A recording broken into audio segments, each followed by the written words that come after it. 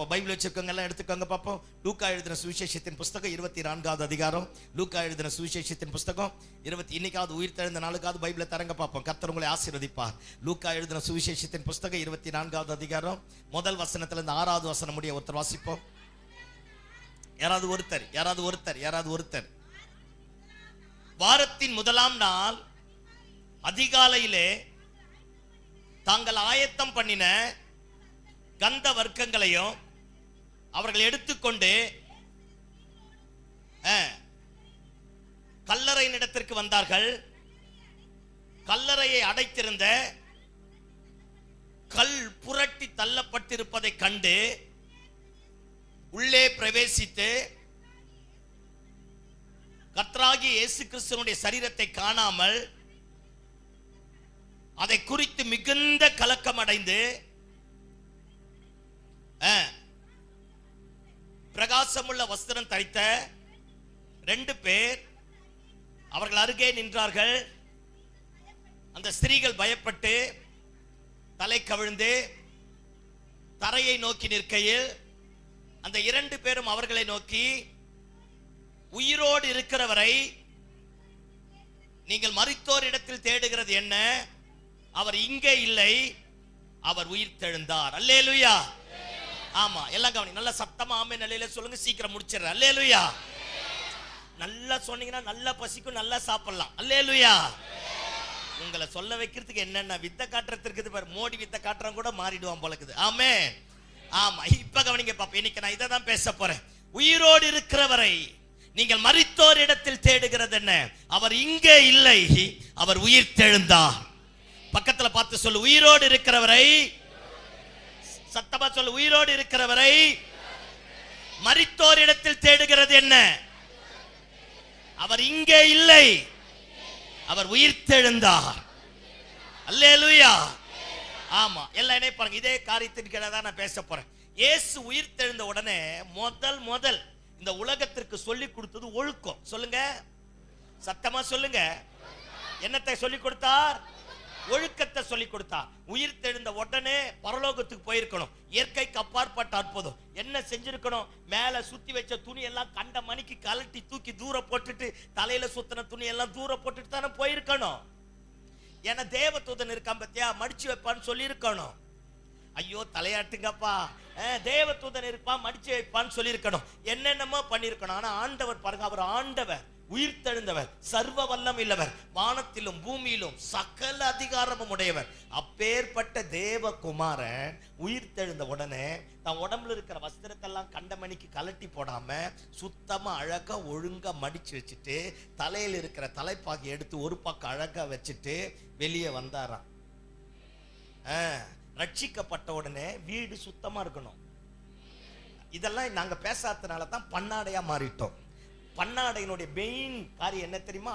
கெட்டதை மட்டும் ஃபில்டர் பண்ணி வைக்கும். சொல்லு, பன்னாடை பார்த்ததே இல்ல எப்பா? பனைமரத்துக்கு சொந்தக்காரா தானே இருக்கீங்க. பன்னாடை பார்த்திருக்கீங்க? கெட்டதை மட்டும் தான் வைக்கும். பூரா, தேள், குப்பை, கூளம், பாம்பு எல்லாத்தையும் சேஃப்டி பண்ணி வைக்கிறது எதுதான்? கெட்ட வார்த்தை இல்ல, நல்ல வார்த்தை, தமிழ் வார்த்தை. சொல்லுங்க, என்னதுதான்? பன்னாடை தான். நீங்க பேசினா தான் தயவு செஞ்சு எனக்கே பிரசங்கம் வரும். நான் பயங்கரமா பிரசங்கம் பண்ணணும்னு வந்திருக்கிறேன். பேசுங்க. என்னதான்? பன்னாடை தான். எல்லாம் என்ன பாருங்க பாப்பா. ரட்சிக்கப்பட்டு ஆண்டவர் ஏற்றுக்கொண்டு குப்பம் மேடா இருக்கக்கூடாது.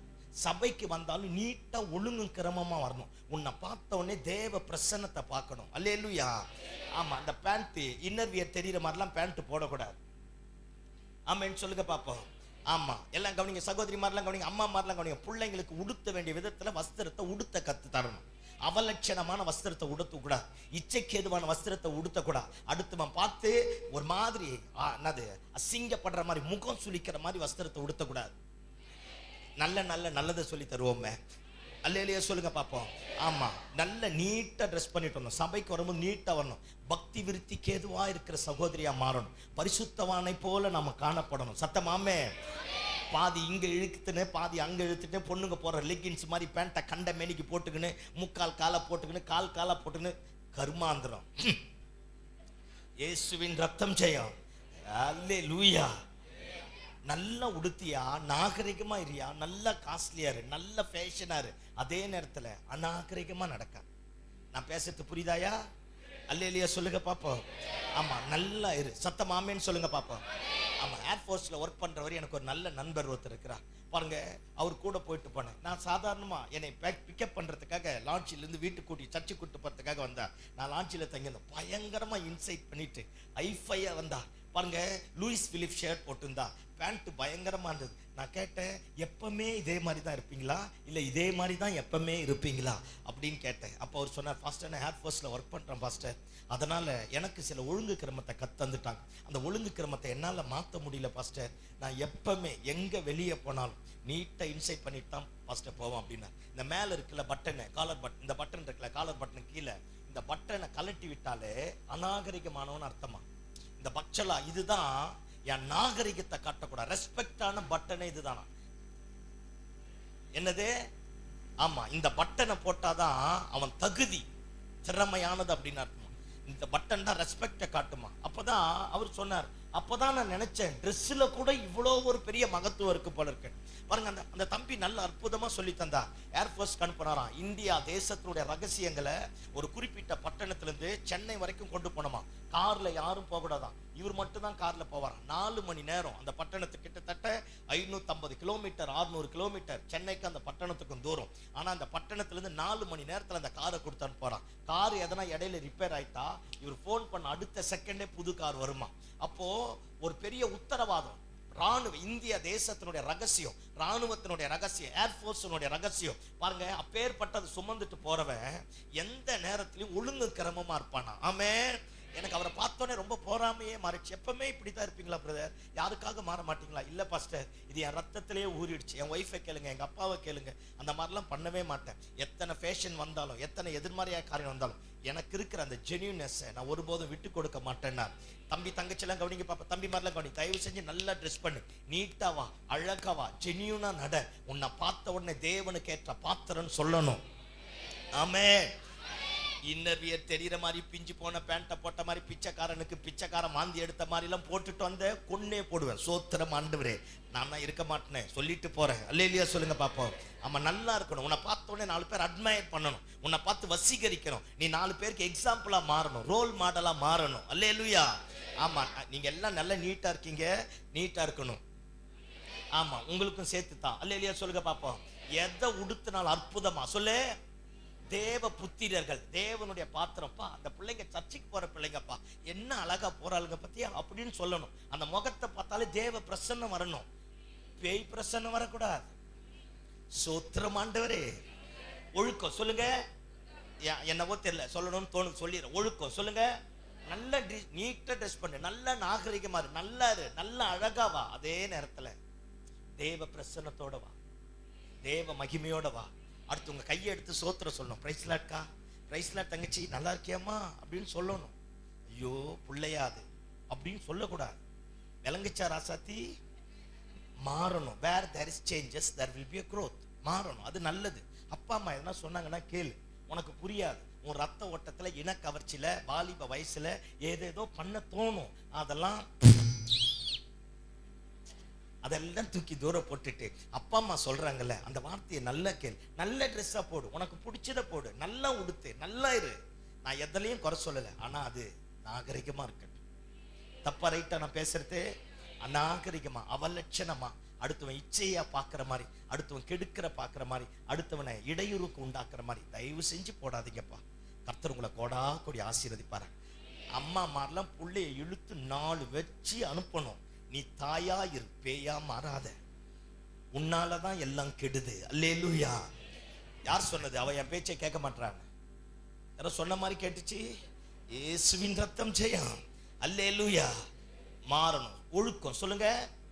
ஒழுக்கம். சபைக்கு வந்தாலும் ஒழுங்கு கிரமமா இருக்கணும். எப்படி இருக்கணும் சொல்லுங்கப்பா? நல்லா, நான் நல்லா தானே. ஒழுங்கு கிரமமா இருக்கணும். ஆமா, முன்னாடி வந்து உட்கார பழகணும், அது நல்லது. ஸ்கூல்ல இருந்தே வா, கடைசி பெஞ்ச இதெல்லாம் நல்லாவா இருக்குது? உனக்கு நல்லா இருந்தா உன் பார்வைக்கு நலமானதை செய். முன்னாடி வந்து உட்கார். சாக்லேட் தின்னு போடுற பேப்பர் இங்க போடக்கூடாது. என்ன பாஸ்ட் அம்மா உனக்கு என்ன வேலைக்காரிங்களா இல்ல வேலைக்காரனா? எல்லாம் லேசை வாங்கிக்கணும் வரத்து, அதை வாங்கிக்கணும் வரத்து, இதை வாங்கிக்கணும் வரத்து, வந்து எல்லாத்தையும் பிச்சு கொட்டி கொக்கோ கோலா வாங்கிக்கணும் வந்து கீழே ஊத்தி. இலே என்ன இதுல சந்தமேடா, சோத்திரம் ஆண்டவரே.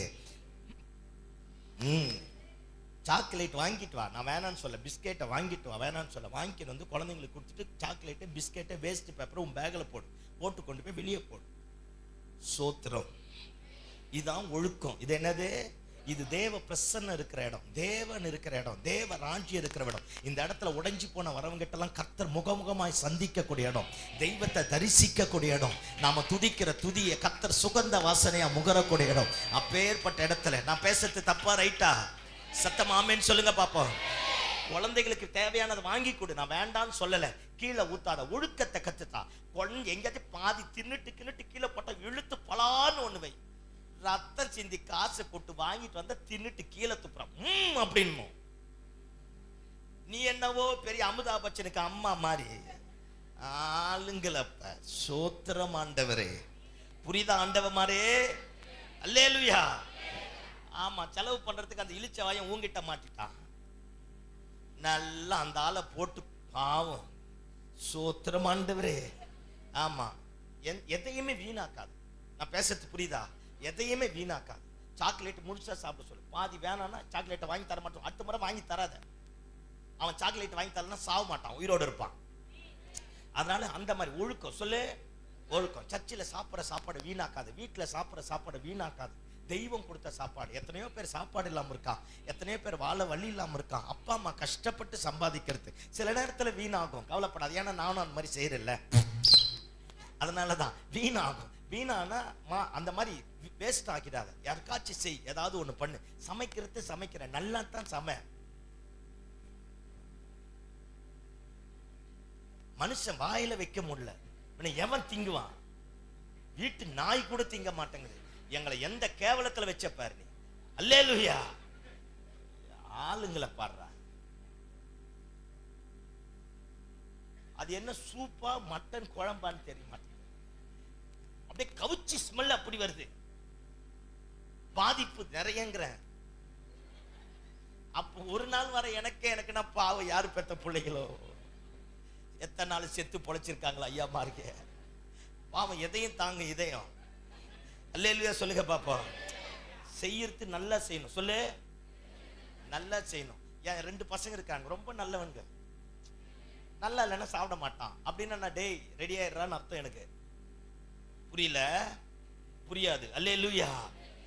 நல்லா இல்லைன்னா சாப்பிடவே மாட்டோம். அப்படியே கண்ணில் தண்ணி தாரையா வரும்.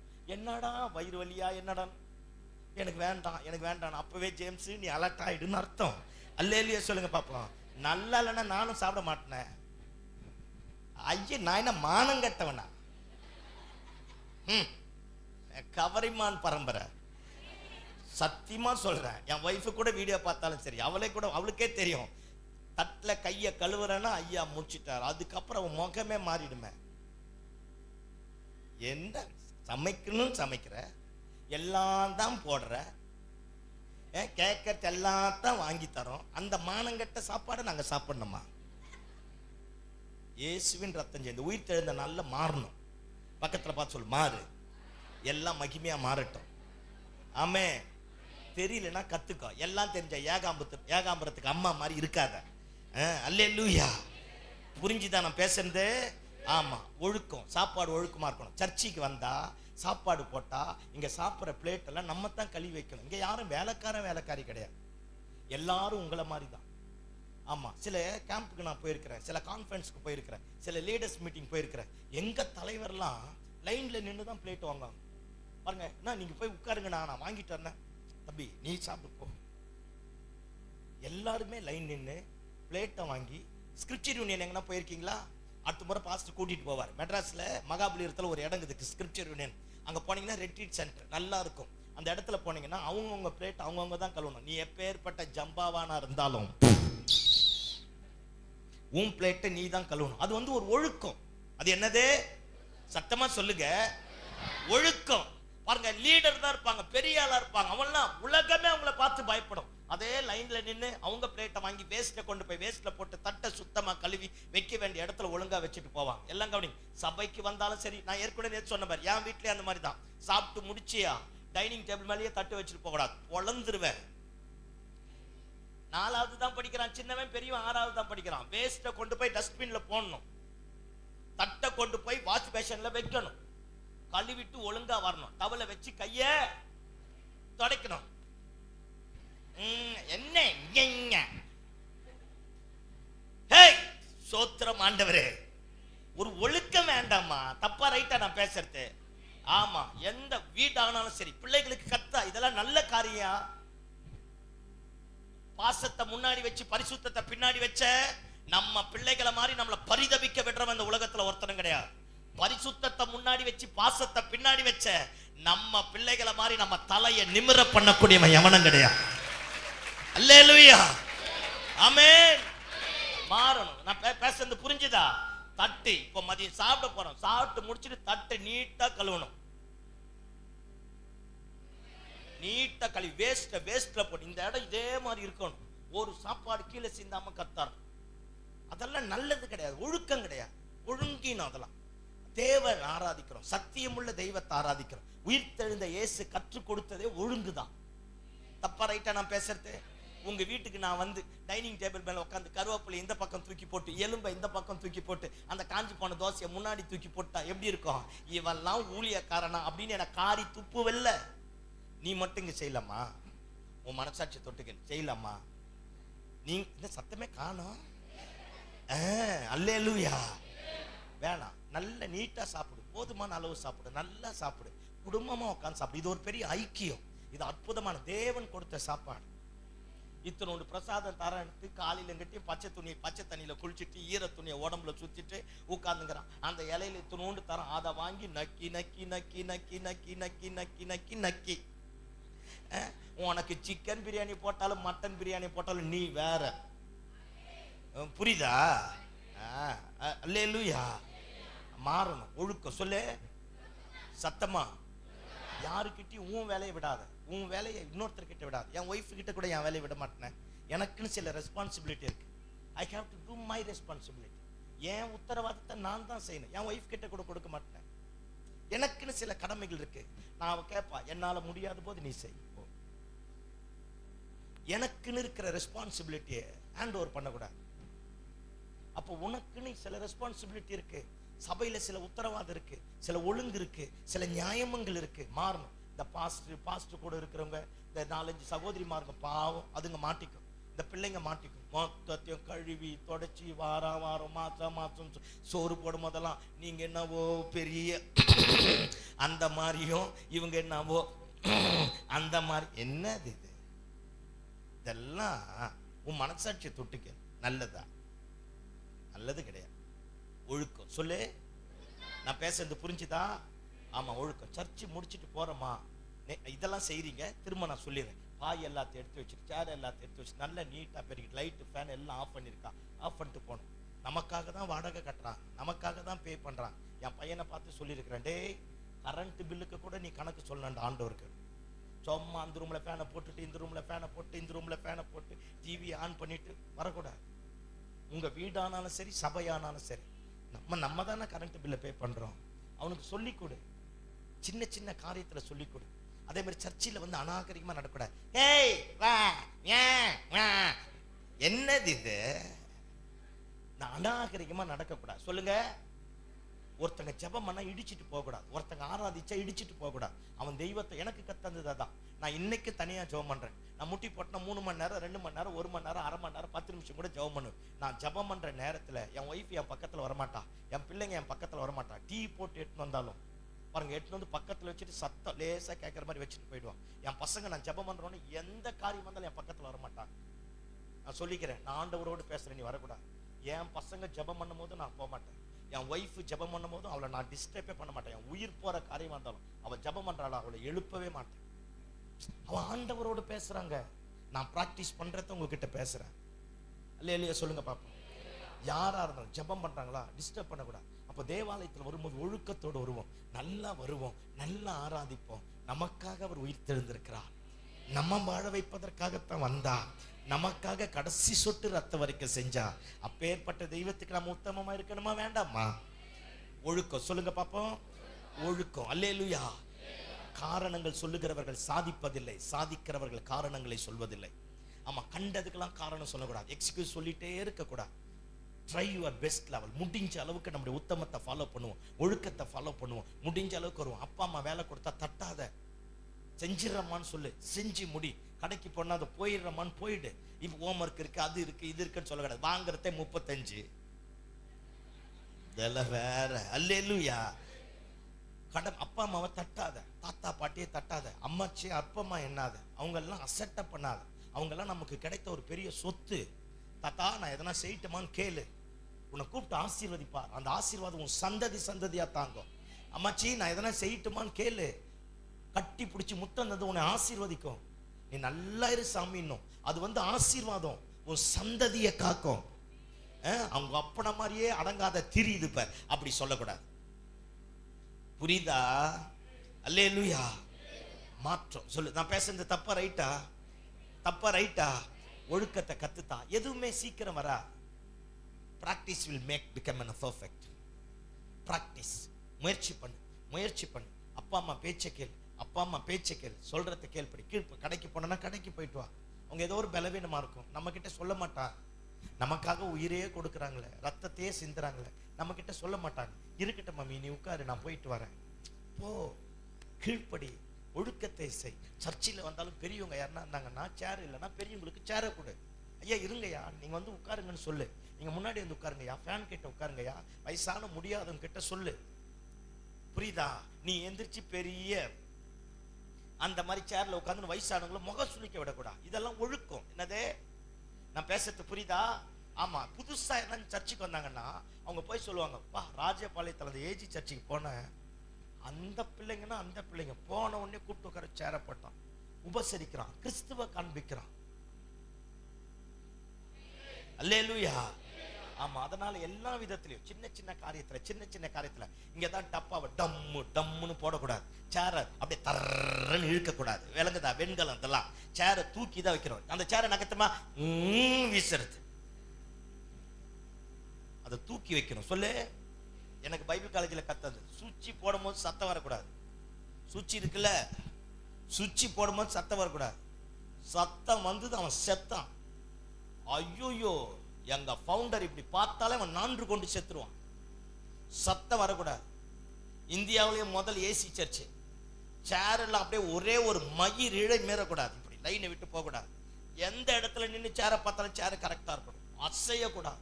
ஒரு டஸ்ட் சர்ச்சில் இருக்கக்கூடாது. சுவிட்ச் பாக்ஸுக்கு மேல கை வச்சு பார்ப்பாங்க, சுவிட்ச் பாக்ஸுக்கு மேல கை வச்சு பார்ப்பாங்க, டஸ்ட் இருக்கா. டஸ்ட் இருக்கக்கூடாது. நான் அடையாறுல பிரில்லிங்க் கம்பெனி, யாருன்னா அடையார் வந்தவங்களுக்கு தெரியும். பிரில்லு கம்பெனிக்கு ஆப்போசிட் மேல தான் சர்ச் இருந்தது பாருங்க. அந்த ரோட்ல சர்ச், அங்கதான் எல்பி ரோடு. பிரில்லிங்க் கம்பெனிக்கு மேல தான் சர்ச் இருந்தது. மெயின் ரோடு, எல்லா பஸ்ஸும் போகும். ஞாயிற்றுக்கிழமைனா அங்கதான் சர்வீஸ்க்கு போவோம். பாருங்க, நீட்டா ட்ரெஸ் பண்ணிட்டு கீழ்பா கார்டன்ல இருந்து நாங்க அங்க போவோம் சர்ச்சுக்கு. அங்க போய் இறங்கி கதவை திறந்தா சர்ச்சே கருப்பா இருக்கும். பாருங்க, அப்படி வேவ் ஷீட் வேற, சர்ச்சு மாடி ஷீட் வேற. மொத்த துணி எடுத்து மொத்தத்தையும் துடைப்போம். அப்படியே வேர்த்து ஊத்தி கருப்பாயிடும். பாயெல்லாம் தட்டி, டாய்லெட் எல்லாம் காலையில போய் டாய்லெட் எல்லாம் சுத்தமா கழுவி எல்லாத்தையும் ரெடி பண்ணிட்டு மொத்தம் தொடச்சி முடிச்சிட்டு வேர்த்து ஊத்திட்டு வந்து உட்காருவோம். நான் தான் சேர் எல்லாம் துடைப்பேன். சேரை ஒவ்வொரு சேரும் துடைக்கும் போது நான் இப்படிதான் ஜெபம் பண்ணிட்டு துடைப்பேன். ஆண்டவரே, நீங்க இந்த சேர்ல உட்கார்ந்தா உங்க ட்ரெஸ் அழுக்காயிடக்கூடாது ஆண்டவரே. பாருங்க, ஏன் என்னுடைய தனிப்பட்ட விசுவாசம். அந்த மாதிரி சேரை துடைப்போம். ஒழுக்கம். சொல்லுங்க, சத்தமா சொல்லுங்க, சத்தமா சொல்லுங்க. ஒழுக்கம். சின்ன காரியமோ பெரிய காரியமோ, இயேசு உயிர் தெழுந்த உடனே ஒழுக்கத்தை தான் முதல் காண்பித்தார், அப்புறமா தான் வாழ்கன்னார். ஆமென் சொல்லுங்க பாப்போம். மாறுவீங்களா? ஜெயலலிதா அம்மா கேட்கிற மாதிரி நானும் கேட்கிறேன் பாரு, செய்வீங்களா? ஆமா. இப்ப சாப்பிட்டு முடிச்சு யூத் மீட்டிங் நடக்க போகுது. நான் இப்படி திரும்பி பார்க்கும் போது எதனா இருந்தது, என் நல்ல வாயால் எதுவும் சொல்ல விரும்பல. அல்லேலூயா. மாறணும். அடுத்தவங்களுக்கு பாரமா இருக்கக்கூடாது, செஞ்சவங்களே செய்யக்கூடாது. பாவம் இல்லை, நம்ம வேலை தானே, நம்ம தட்டு தானே, நம்ம சாப்பிட்டது தானே, நம்ம சபை தானே, நம்ம மக்கள் தானே. எப்பா நீ போன வாரம் செஞ்ச, நான் கழுவுறேன் தூரம் பாப்பா அப்படின்ட்டு செஞ்சுட்டு கழுவி வச்சுட்டு நீட்டா சுத்தப்படுத்திட்டு போகணும். போவேமா? ஓடாவா? பத்தியா என்ன தைரியம் பத்தியல? இயேசுவின் ரத்தம் செய்யும். அல்லேலூயா. ஆமா, மாறணும். சொல்லு, மாறணும். வயசு பிள்ளைங்களை போய் சொல்லு, அங்க போய் அந்த பிள்ளைங்க மட்டும் 2 தப்பு செய்து 2 பேரும் கஷ்டப்படுறாங்க, நீயும் போய் செஞ்சு நான் கூட நிக்கிறேன் போன்னு சொல்லணும், அனுப்பணும். அது அம்மா, அது தாய். இல்லாட்டி நீங்க தான் சொன்னீங்க. அல்லேலூயா சொல்லுங்க பாப்போம். மாறணும். மாறுவீங்களா? ஆமா. வீட்லயும் ஒழுக்கமா இருக்கணும். வீட்லயும் பாரு, பிள்ளைகளை கண்ட துணியை கண்ட இடத்துல பாத்ரூம்ல இங்க பாதி நினைச்சு அங்க பாதி, டோர் மேல ஒண்ணு, ஹேங்கர்ல ஒண்ணு, கயிறுல ஒண்ணு, ஆணில ஒண்ணு. ஏய், யாராச்சும் வந்தா பாத்ரூம் போக முடியல. சோத்திரம் ஆண்டவரே, வெக்க கேடா இருக்கு. வீட்டுக்குள்ள வந்த மொத்தம் மாட்டி வச்சிருக்க கூடாது. எப்படி ஆண்டவர் உலாவார்? உன் பாலையும் சுத்தமா இல்லைன்னா வரமாட்டேன்டா. இத்து போன நாங்களே வரமாட்டோம், ஆண்டவர் எங்கிருந்து வருவார்? சுத்தம். சொல்லு, சத்தமா சொல்லுங்க. ஒழுக்கம். ஆமா. மாறுவீங்களா? ஆமா. இந்த உயிர் தழுந்த நல்ல நாள்ல இருந்து எல்லாம் மாறணும். ஸ்கூலுக்கு போயிட்டு வந்து ஸ்கூல் புக்கெல்லாம் ஒழுங்கு அடிக்க வைக்கணும். அப்பதான் காலையில ஸ்கூலுக்கு போகும்போது அவங்க அப்பனை டென்ஷன் ஆக்கி, அவங்க அம்மாவை டென்ஷன் ஆக்கி, எல்லாம் இவ்வளோ மாதிரியே பிள்ளைய வளர்த்து, அந்த ஆளு டென்ஷன்ல போட்டு 4 பொத்து பொத்த, அந்த அம்மா உனிய போட்டு துணியை துவைக்க, இதெல்லாம் இந்த மானங்கட்ட பொழப்பு தேவையா? நீ வைக்க வேண்டிய ஷூவை ஒழுங்கா வைக்காம வீட்லயே கலவரத்தை வச்ச பத்தியெல்லாம் மாறணும். சொல்லு, மாறும். ஒழுக்கம். சொல்லு, ஒழுக்கம். புரிஞ்சுதா இல்லையா? ஆமா. இப்பதான் நான் பிரசங்கத்தையே தொடங்க போறேன். பக்கத்துல சொல்ல, அவர் இப்பதான் தொடங்க போறாராம். முடிச்சிருவாராம். சொல்லுங்க, முடிச்சிருவாராம். சத்தமா சொல்லுங்கப்பா, முடிச்சிருவாரா? அல்லேலூயா. ஆமா. அந்த 5வது வசனத்தினுடைய கடைசி பகுதி 6வது வசனத்தை திரும்ப வாசிங்க பாப்போம். அந்த ஸ்திரீகள் பயப்பட்டு தரையை நோக்கி நிற்கையில் அந்த 2 பேரும் அவர்களை நோக்கி, உயிரோடு இருக்கிறவரை நீங்கள் மரித்தோர் இடத்தில் தேடுகிறது என்ன?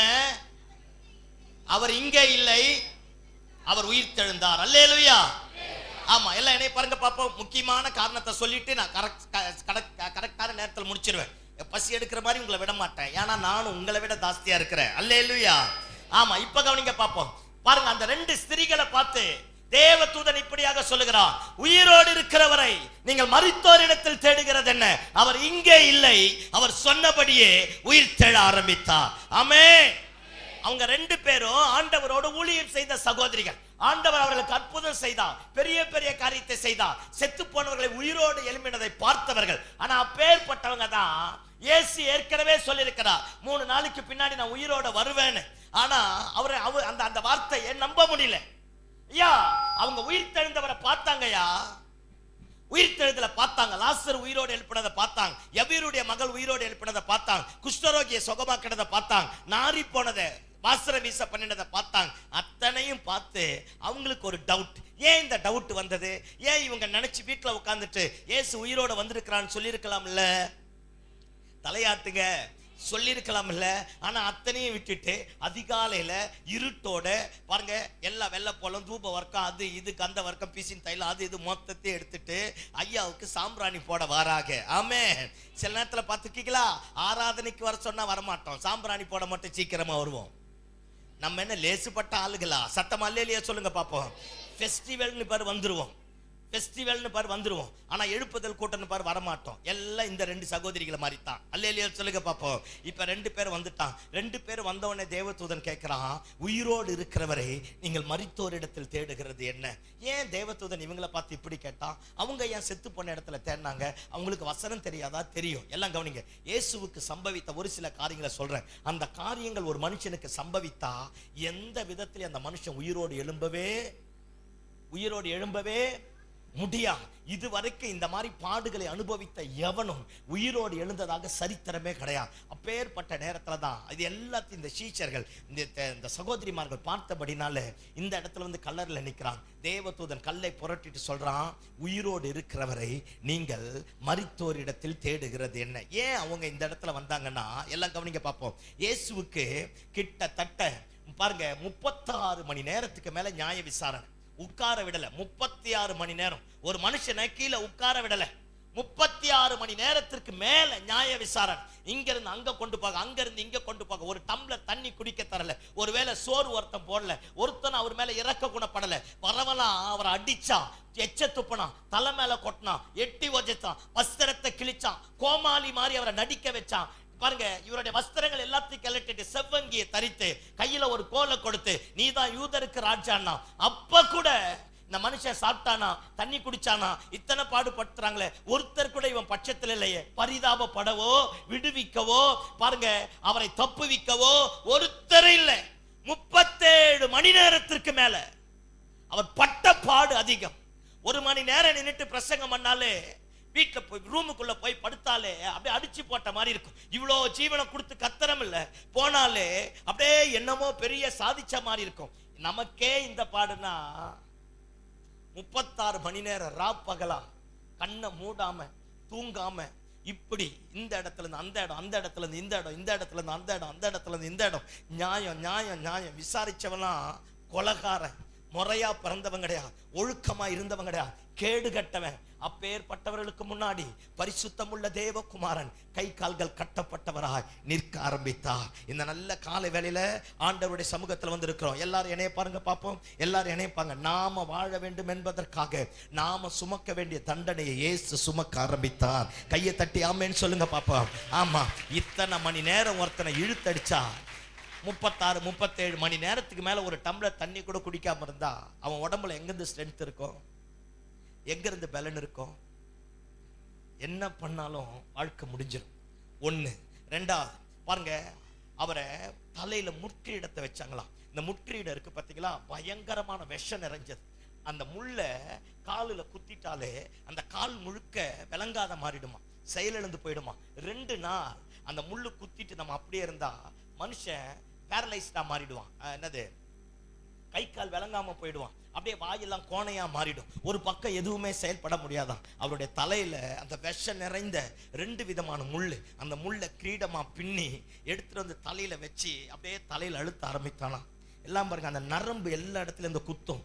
அந்த விஷம் அப்படியே தலையில இறங்க இறங்க மனுஷன் பித்து பிடிச்சு போயிடுவானா. அந்த முட்கிரீடத்தை வச்சு கோலால அடிச்சு அப்படியே ரத்தம் எல்லாம் வடியுது. இந்த முட்கிரீடத்தை எடுத்தவன் 2 நாள் அல்லது 3 நாளுக்குள்ள செத்துருவான், பேரலைஸ்ட் ஆயிடுவான், கை கால் விழுந்து போக ஆரம்பிக்கும். அதனாலதான் சீஷர்களுடைய நம்பிக்கை, இவர் உயிரோடு வரமாட்டார். 36 மணி நேரத்துக்கு மேல நியாயம் விசாரிக்கப்பட்டார். ஒரு டம்ளர் தண்ணி குடிக்கல, ஒருவேளை சாப்பாடு கொடுக்கல, ஒரு பிரெட் ஸ்லைஸை தரல, அவ்வளவுதான், அவர் வரமாட்டார். அதுக்கப்புறம் இது தலையில இவ்வளோ பெரிய முற்றிடத்தை வச்சு அடி அடி நடிச்சு வாயெல்லாம் கோணையா போயிடுமா. அது விஷம் நிறைந்த முள். ரோமர்கள் கொடுக்கக்கூடிய தண்டனை கீழ்த்தரமான தண்டனை. கொலை குற்றவாளி, தேச துரோகம் பண்ணவனுக்கு தான் இதை தருவாங்களாம். உடம்பெல்லாம் அந்த முள்ளை குத்தி குத்தி எடுப்பாங்களாம், உடம்பெல்லாம் அடிப்பாங்களாம் அந்த முள்ளால. அந்த முள்ளு குத்தி அவன் தொடச்சி இந்த சதையெல்லாம் அப்படியே பிடிச்சிருமா, கை கால் விளங்காம போயிடுமா. அவன் நடக்கிறத பார்த்து, அவன் கை கால் விளங்காம போனதை பார்த்து ரசிக்க ஆரம்பிப்பாங்களாம். அவ்வளவு கொடுமையான முள். அந்த முள் கிரீடத்தை வச்சுட்டா அவன் செத்துருவான், ஒருபோதும் உயிரோட வர மாட்டான். அல்லேலூயா சொல்லுங்க பாப்போம். ஆமா, அடுத்தது 39 அடி வாரினால் அடிச்சாங்க. நான் ஏற்கனவே அன்னைக்கு சொன்னேன், குட் ஃப்ரைடே அன்னைக்கு சொன்னேன் பாருங்க. யூதர்களுடைய முறைமை, ஒருத்தனுக்கு தண்டனை தரணும்னா கல்லெறிஞ்சு கொன்னுடுவாங்க. சொன்னா இல்லையா, கல்லெறிஞ்சு கொள்ள ஆரம்பிப்பாங்க. ஆனா இயேசுவை கல்லெறிஞ்சு கொள்ளல பாருங்க. ரோமர்கள் தான் சாட்டையால வாரால் அடிக்க ஆரம்பிப்பாங்க. அந்த சாட்டை இருக்குல்ல, எல்லாம் என்ன பாருங்க பாப்போம், பெரிய கோலா இருக்கும். அந்த கோல்ல ஒரு 12-15 வார் சின்ன சின்ன சின்னதா அப்படியே கட்டி வச்சிருப்பான். அந்த வாரோட முனையில எல்லாம் கவனிங்க, எலும்பு, நல்ல கூர்மையான எலும்பு முடி போட்டு வச்சிருப்பான், கம்பி வச்சிருப்பான், ஈய கம்பி வச்சிருப்பான், குண்டுகள், ஈய குண்டுகள் அது உள்ள ஓட்ட போட்டு கட்டி வச்சிருப்பான். அந்த தூக்கனா பாருங்க, இந்த கொலுசுல போட்ட கீழே தொங்குது பாரு, அந்த மாதிரி எலும்பு துண்டு, கம்பி துண்டுங்க, குண்டுங்க எல்லாம் அந்த வாரில் இருக்கும். ஒரு முறை அந்த வாரை எடுத்து அடிச்சு இப்படி இழுத்தா பாருங்க, அந்த உடம்பு அப்படியே கிழிச்சிட்டு வரும்.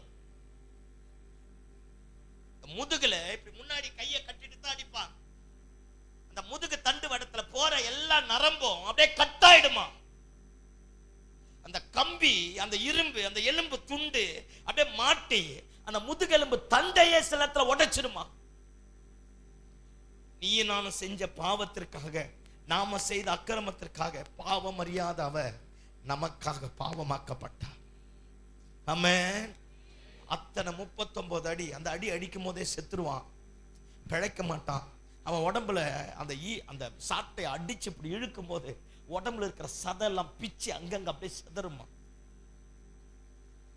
எல்லாம் கவனி. தூரத்துல நின்று பேய் ஓடிச்சியா, தாவீதின் குமாரனே என்ன வேதனைப்படுத்துவா வந்தனுச்சு. ஆனா பக்கத்துல இப்போ அடிக்கிறான், அவருடைய உடம்புல இருந்து சதை பிச்சு துகள் துகளா கீழே விழுது. மிதிச்சிட்டு அடிக்கிறாங்க, ஒண்ணுமே நடக்கல. 39 அடி, சுமக்க கூடாத அடி. அந்த அடி அடிச்சு செத்துருவான். சிலுவையில் அறையப்படுவதற்கு முன்னாடியே போயிடுவான். நரம்பெல்லாம் கட்டாயிடும், முதுகு தண்டு எல்லாம் ஒடிஞ்சிடும். எல்லாம் கவனிங்க பார்ப்போம். நாம செய்த அக்கிரமத்திற்காக, நாம செய்த அநியாயத்திற்காக, நாம செய்த துரோகத்திற்காக, நம்முடைய கீழ்ப்படியாமைக்காக அவர் காயப்பட்டார். எல்லாத்தையும் 39 அடி அடிச்சுட்டு எந்திரிக்க முடியாதியா, நரம்பெல்லாம் அருந்துறையா, உடம்பெல்லாம் கிழிஞ்சிரையா. அந்த ஈய கொண்டு உள்ள மாட்டி குடல் எல்லாம் சில அப்படியே இழுத்துருமா. அடிக்கும் போது தெரியாம இப்படி முகத்துல பட்டுட்டா இந்த கண்ணுக்குள்ள மாட்டி இந்த கண்ணையை அப்படியே வெளியே இழுத்துருமா, அந்த எலும்பை அப்படியே இழுத்துருமா. எல்லாருமே மனுஷங்கிட்ட இருந்து ஏதாவது எதிர்பார்க்கும் போது இயேசு மட்டும்தான் மனுஷனுக்காக தன் உயிரையே கொடுக்க ஆரம்பித்தார். அல்லேலூயா. அந்த 39 அடி வாங்கி ஒருத்தனும் உயிரோடு இருக்க முடியாது. அதனால தான் சீஷர்கள் வந்து அவருடைய டெட் பாடியை பார்க்கறதுக்காக வராங்க. ஆமென் சொல்லுங்க பாப்போம். அல்லேலூயா. அடுத்தது சிலுவையில் ஆணி அடிக்கிறது. நம்ம நினைக்கிற மாதிரி இந்த இடத்துல ஆணி அடிக்கல. இந்த இடத்துல ஆணி அடிச்சு உடம்ப தொங்கனா டப்புன்னு கிழிச்சிட்டு வந்துடும். இங்கதான் ஆணி அடிச்சாங்க, இங்கதான் ஆணி அடிச்சாங்க. இங்க ஆணி அடிச்சுட்டு 2 பக்கம் ஆணி அடிச்சுட்டு 2 காலம் ஒன்னா வச்சு இந்த 2 ஜாயிண்ட் இருக்கு பாரு, கணுக்கா அடிக்கிற ஆணி அப்படியே 2த்துக்கு நடுவுல இறங்குமா. 2 காலையும் ஒன்னா வச்சு இப்படித்தான் ஆணி அடிக்க ஆரம்பிப்பான். கையெடுத்து இந்த இடத்த ஆணி அடிச்சுட்டு சிலுவையில் அறையப்படும் போது சில வேளை கையை அருந்து பிஞ்சிட்டு வந்துட்டு கயிறையும் போட்டு பக்கத்துல கட்டி வைப்பான். இந்த கையில இந்த இடத்துல ஆணி அடிச்சுட்டா, சும்மா காய்கறி வெட்டும் போது கையை அறுத்துட்டாலே 2 நாளைக்கு கை ஒன்றும் பண்ண முடியல. ஏதாவது மிஷின்ல விட்டு கையை நசுக்கிட்டாலே, அம்மியில வச்சு கையை நசுக்கிட்டாலே, ஏதோ ஒரு விதத்துல ஒரு சின்ன எலும்பு, சின்ன காயம், சின்ன தசை பிறண்டுதல், ஏதாவது இந்த நகத்துல ஒரு சின்ன காரியம் வந்துட்டாலே பண்ண முடியல. இந்த இடத்துல ஆணி அடிச்சு, இந்த இடத்துல இப்படி ஆணி அடிச்சுட்டா ஒரு காலி டம்ளரை, ஒரு பேப்பரை கூட இப்படி எடுக்க முடியாதான், எல்லாமே முடிஞ்சிருமா. 2 கை கால்கள் ஆணி அடிச்சு, காலில் ஆணி அடிச்சு, இந்த உடம்பு அப்படியே சிலுவையில தொங்க, ஏற்கனவே உடம்பெல்லாம் கிழிக்கப்பட்டு ரத்தங்கள் சிந்த, எல்லாரும் அப்படியே வழி போக்க எல்லாம் அவரை பார்த்து சொல்றான், நீ தேவகுமாரன் இறங்கி வர வேண்டித்தானே, உன்னைய ரட்சித்துக் கொள்ள வேண்டித்தானே, என்னைய ரட்சித்துக் கொள்ள வேண்டித்தானேங்கிறான். அந்த ஆணி அடிச்சா கை கால் விளங்காதியா, அதோடு முடிஞ்சு போயிடும். அடுத்த ஸ்டெப் எடுத்து வைக்க முடியாது. அதான் சொல்றேன், இந்த பேப்பரை கையில இப்படி எடுக்க முடியாது, இந்த 2 விரலை இப்படி ஒன்னா சேர ஒண்ணுமே பண்ண முடியாது. அத்தனை அடி. இதெல்லாம் ஒருத்த முடிச்சா அவன் செத்துருவான், அவன் உயிரோடவே இருக்க மாட்டான். கடைசியா சிலுவையில மரிச்சிட்டா பாருங்க. யூதர்களுடைய முறைமைப்படி உயிரோடு இருக்கிறவனுடைய எலும்பு எல்லாம் முறிக்கப்படக்கூடாது. அதனால ரோமர்கள் போர்ச்சவர்கள் தண்டனை கொடுத்துட்டாங்களே, தண்டனை கொடுத்த உடனே சிலுவையில ஒருத்தன் சீக்கிரமா சாகலனா, எல்லாம் கவனிக்க, சிலுவையில ஒருத்தன் சீக்கிரமா சாகலனா வந்து அவன் கை கால் எலும்பெல்லாம் உடைப்பாங்க.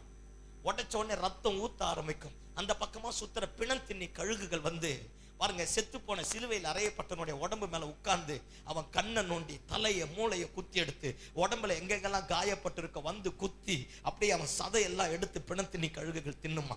கை கால் எலும்ப உடைச்சிட்டு அவன் சீக்கிரத்துல செத்துருவான். செத்துட்டா ரோம போர்ச்சவர்களுடைய வேலை முடிஞ்சிடும். டியூட்டி சீக்கிரமா முடிஞ்சிட்டு அவன் வேலைக்கு போக ஆரம்பிச்சிருவான். அதனால இயேசுவை இப்ப சிலுவையில் அரைஞ்சாச்சு, இயேசு சிலுவையில் இருக்கிறா. பாருங்க, ரோம போர்ச்சவன் ஒரு ஈட்டி எடுத்து அப்படியே குத்த ஆரம்பித்தானா. ஈட்டி எடுத்து குத்தன உடனே ரத்தமும் தண்ணீரும் வர ஆரம்பித்ததாம். அப்படியே சேர்த்து இருதயத்தோட லங்ஸோட அப்படியே மொத்தத்தோட சேர்த்து குத்திட்டு இருப்பா.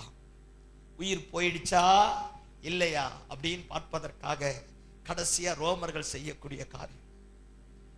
அப்பதான் சொல்றான், இவர் இவ்வளவு சீக்கிரம் செத்துட்டாரா, சாக மாட்டாங்களே. எனக்கு இப்ப புண்ணு வந்துடுச்சுன்னு வச்சுக்கோங்களேன்.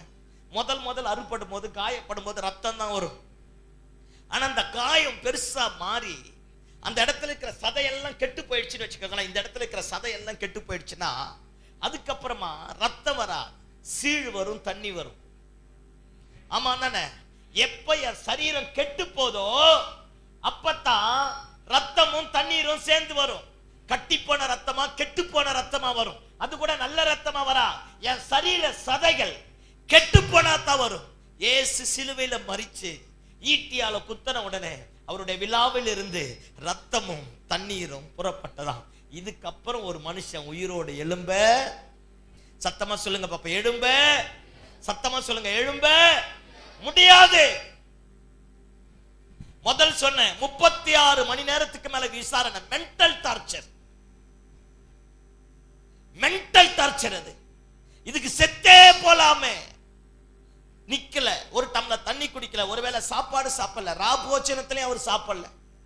அப்படி ஒன்னாச்சா, ரெண்டாவது தலையில முற்கீட வச்சா, மூணாவது வாரினால் அடிக்கப்பட்டான், நாலாவது ஆணிகளினாலே கடவப்பட்டது, அஞ்சாவது என்ன சொன்ன, விழாவில ஈட்டி எடுத்து குத்த ஆரம்பிச்சான். அவர் செத்துட்டான்னு தெரிஞ்ச உடனே யோசேப்பும் அரிமத்தேயு ஊரானும் 2 பேருமா சேர்ந்து வந்து இயேசு கிறிஸ்துவினுடைய சரீரத்தை வாங்கி, யோவான் இந்த வசனத்தை எடுத்து வாசிக்க பார்ப்போம். யோவான் 19 எடுங்க,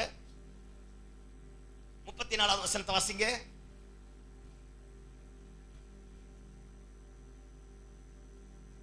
சாரி, 38 39 வாசிங்க. 38 39. இவைகளுக்கு பின்பு அரிமத்தேயா ஊரானோ யூதருக்கு பயந்ததினாலே இயேசுவுக்கு அந்தரங்க சீஷனும் ஆகிய யோசேப்பு இயேசுவின் சரீரத்தை எடுத்துக்கொண்டு போகும்படி பிலாத்துவினிடத்தில் உத்தரவு கேட்டான். பிலாத்து உத்தரவு கொடுத்தான். ஆகையால் அவன் வந்து இயேசுவின் சரீரத்தை எடுத்துக்கொண்டு போனான். 39. ஆரம்பத்திலே ஒரு ராத்திரியில இயேசுவினிடத்திலிருந்து வந்திருந்த நிக்கதேமு என்பவன் வெள்ளை போலமும் கரிய போலமும் கலந்த ஏறக்குறைய 100 ராத்தல் கொண்டு வந்தான். எல்லாம் என்ன பாருங்க பாப்போம். இப்ப இயேசு கிறிஸ்துவோட சரீரத்தை பிலாத்து கிட்ட போய் வாங்கிட்டான். இதெல்லாம் ஏன் பாஸ்டர் சொல்லி உயிரை வாங்குறீங்க அப்படின்னு யாரோ கேட்டது எனக்கு புரியுது. அல்லேலூயா சொல்லுங்க பாப்போம்.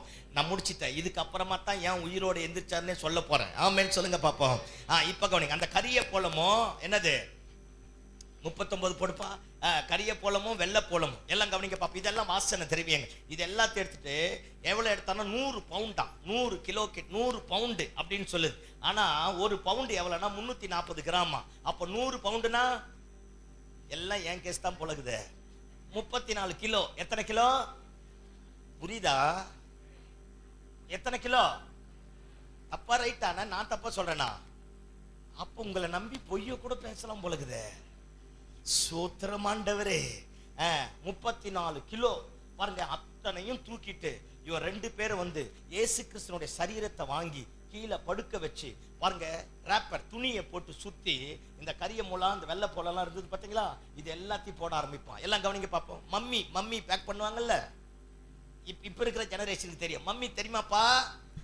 சம்மி மாதிரியே உட்காந்துருக்க, மம்மி தெரியுமா? மம்மியை பேக் பண்ணாங்க பாரு, மம்மிக்குள்ள இருக்குன்னாங்க பாரு. செத்து போன ஒருத்தனுடைய சரீரத்தை யூதர்கள் இப்படிதான் பதப்படுத்துவாங்க. எல்லாம் கவனிங்க பாப்போம். அந்த கரிய போல வெள்ளை போலாம் 34 கிலோ அதை எடுத்துட்டு வந்து ஆண்டவருடைய சரீரத்தில் இருக்கிற இரும்பு துண்டு காயங்கள் எல்லாத்தையும் எடுத்துட்டு, இந்த இரும்பு துண்டுல இருந்தா இன்ஃபெக்ஷன் ஆயிடுமா, செத்து போன சரீரமே இன்ஃபெக்ஷன் ஆகி வேற மாதிரி மாறிடுமா. அதுல தேவையில்லாத எல்லாத்தையும் எடுத்துட்டு இந்த ராப்பர் துணியை சுத்தி துணி மேல அது எல்லாத்தையும் போட்டு உடம்புல அந்த எல்லாத்தையும் போட்டு நல்லா பேக் பண்ண ஆரம்பிக்கிறான். இதை ஏன் போடுவான்னா, எல்லாம் கவனி, ஒரு நாய் செத்து போயிடுச்சுன்னா 2 நாள் கழிச்சு என்ன வரும்? என்ன வரும்? நாத்த வரும். நம்மளே சில நேரத்துல யாராவது ஒரு சாவுக்கு போனா, எப்பா வயசாகி போச்சு, ஒரே நாறு, சீக்கிரமா, உங்களுக்கு தெரியவே தெரியாது. எப்படித்தான் இப்படி நடிக்கிறீங்களேன்னு எனக்கும் தெரியல. அல்லேலூயா சொல்லுங்க பாப்போம். எப்படி பேசினாலும் புரியாத மாதிரி உட்காந்துருக்கீங்க பார்த்தீங்களா? சிவாஜி கணேசன் உங்ககிட்ட தோத்துருவார், சரோஜா தேவிலாம் உங்ககிட்ட தோத்துருவாங்க. அல்லேலூயா சொல்லுங்க பாப்போம். ஐயோ ஆண்டவமாரே, அல்லேலூயா.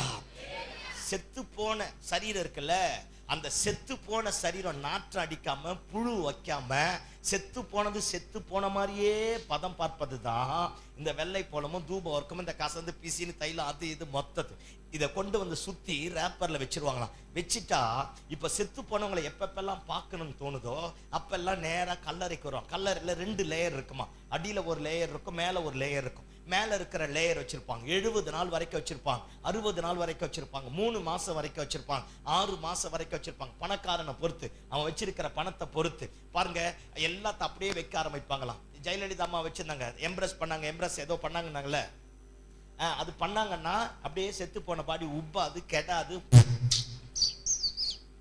அல்லேலூயா. ஆமா, இதான் எப்படி சொன்னாலும் புரியாத மாதிரி இருக்கீங்க பாத்தீங்களா? பாவம், நான் 3 நாள் யாரு பெற்ற பிள்ளைகளும் வாரம் பாவம், அவள்தான் கஷ்டம்.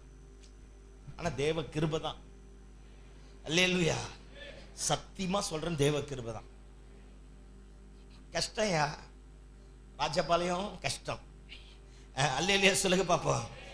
இப்ப வரேன் பாருங்க, இதை எடுத்து வந்து சுத்தி கொண்டு போய் உள்ள வச்சுட்டாங்க. எல்லாம் கவனி. இப்போ செத்து போன சரீரம் அழுகாது, கெடாது, பூச்சி வராது. இப்ப வச்சுட்டாங்க, வச்சு உள்ள வச்சுட்டாங்க. நான் ஏற்கனவே சொன்ன 5 காரியம் சொன்னேன். இந்த 5 காரியத்துல ஒருத்தன் பாதிக்கப்பட்டான்னா அவன் உயிரோட வரவே, சத்தமா சொல்லு, இப்பதான் ஒரு பிரசங்க தொடங்க போறாராம், சொல்லு வரவே, சத்தமா சொல்லு வரவே, சத்தமா சொல்லு வரவே, சத்தமா சொல்லு வரவே. 3 பேர் இன்னும் தூங்குறான், சத்தமா சொல்லு வரவே. ஒரு ஆளு தான் எந்திரிச்சுக்குது, சத்தமா வரவே. வெரி குட், அல்லேலூயா. ஆமா, யாரும் தூங்கல, சும்மா அப்படி சொன்னேன். அல்லேலூயா சொல்லுங்க பாப்போம். தூங்கினால் கூட எந்திரிச்சிச்சு பாரு. உலகத்துல பிசாசால செய்ய முடியாதெல்லாம் நம்ம மட்டும் தான் செய்வோம். கண்ணை திறந்துனே தூங்குவோம். அதுவும் பெந்தெகோஸ்தே பீப்புளால மட்டும்தான் முடியும். அதை விட பியூட்டி என்னன்னா, பைபிளை திறந்து வச்சுட்டே தூங்க வைப்பாரு. அந்த பைபிளும் கீழே விடாது. ராசா நல்லா வருவ, அல்லேலூயா. அது எப்படித்தான் உங்களால இந்த நாய் கத்துல தூங்க முடியுதோன்னு எனக்கும் தெரியல. ஆமென் சொல்லுங்க பாப்போம். ஆமா, இத்தனை காரியம் செஞ்சா ஒருத்தன் உயிரோட வரவே முடியாது. இப்ப இயேசுவுக்கு ஊழியம் செய்த சகோதரிகள் தான் சென்டிமெண்ட் ஆச்சு. அல்லேலூயா. ஆமா, பயங்கர சென்டிமெண்ட் இல்ல. அதனால அதிகாலையில எந்திரிச்சு வெள்ள போலும், திரும்ப சரீரம் கெட்டுடுமோ, ஏதாவது நாத்தம் வந்துருமோ, அவரை போய் பார்ப்போம், இன்னும் அது மேல இன்னும் பதப்படுத்துவோம் அப்படின்றதுக்காக 2 பேர் வந்து பார்த்தா கல்லறையினுடைய கல் புரட்டப்பட்டிருக்கு. கத்தரா, நீங்க யோவான்ல எடுத்து வாசித்து பார்த்தீங்கன்னா மரியாள் சொல்லுவா, தோட்டக்காரன், கல்லறை தோட்டக்காரன் இருப்பான், அவங்கிட்ட வந்து கேட்பா, ஐயா அவரை எடுத்துக்கொண்டது உண்டானா என்கிட்ட சொல்லுங்க அப்படிங்கிறா. பாருங்க, இப்போ திடீர்னு நீங்க வந்து அவரை பார்த்தீங்களான்னா என்ன அர்த்தம்? உங்க வீட்டுக்கார பார்த்தீங்களான்னு அர்த்தம். ஐயோ சோத்திரம். இப்ப ஜேம்ஸ் பாஸ்டர் பார்த்தீங்களான்னு கேட்பீங்க. பிரதர்னா சகாயத்தை பார்த்தீங்களா, டேவிட்ட பார்த்தீங்களா, ஜான்சனை பார்த்தீங்களா, பேர் விடுவீங்க. ஆனா வீட்டுக்கார அதை பார்த்தீங்களா, அவரை பார்த்தீங்க, ஆமா தானே? ஐயோ சொல்லுங்கப்பா, ஆமாவா இல்லையா? மரியாள் எந்த அளவுக்கு ஆண்டவரை நேசிச்சா, கல்லறையில வந்து தோட்டக்காரன் நினைச்சிட்டு கேட்கிறா, அவரை எடுத்தது உண்டானா என்கிட்ட சொல்லிடு, அவருடைய சரீரத்தை யாரோ எடுத்துட்டு போயிரு. அப்போ எந்த அளவுக்கு உயிருக்கு உயிரா நேசிச்சிருக்காப்ப. கல்லறை திறக்கப்பட்டுடுச்சு, என்ன செய்யறதுன்னே தெரியல, பயம் வந்துடுச்சு.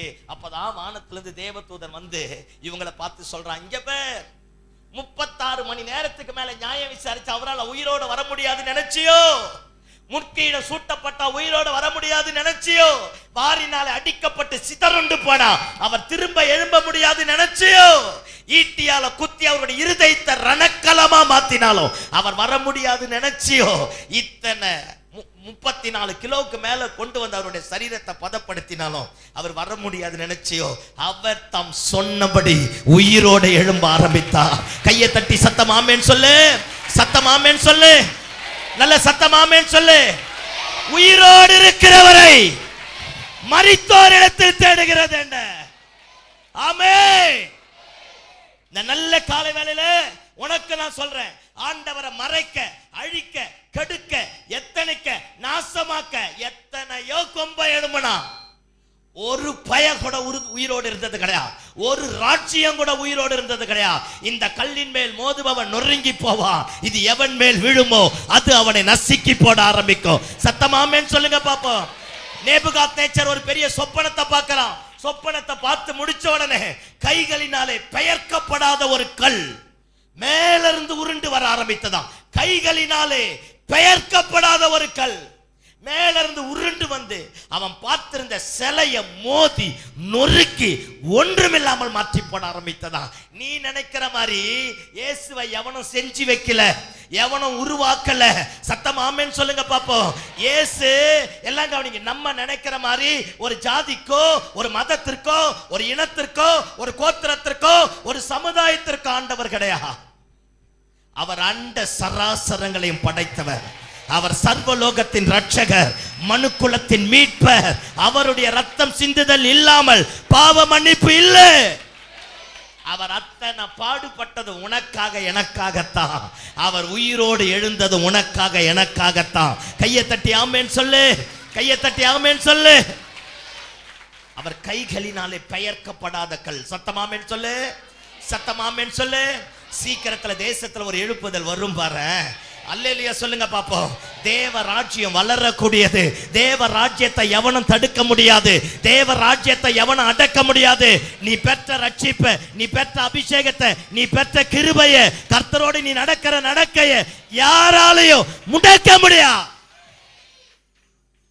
ஆமென். எத்தனை சுத்தனான, எத்தனை அடிச்சான, எத்தனை காரியம் செஞ்சான. இன்னைக்கு மிஷனரி போயிட்டு இருக்கிறான்.